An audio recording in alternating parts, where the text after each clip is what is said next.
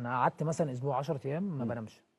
قال لك ما بنامش. حسين الشحات يا جدعان ضرب راجل بالقلم وسبله الدين، والاهلاويه قالوا لك ان هو شتم بامه، والراجل اعتذر مره واثنين وثلاثه.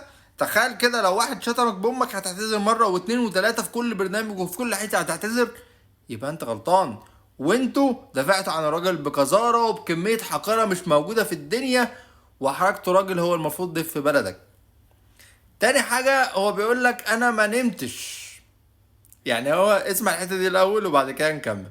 اسبوع 10 ايام ما بتكلمش خالص ما بنامش، يعني حتى ما كنت بروح التمرين بس بتاع، بحاول اعمل كده، بس اللي هو انا جوايا ما بنامش. حسين الشحات بيقول لك انا بروح التدريب وما اعرفش ايه وقاعد في بيتنا، بس انا جواه ما بنامش.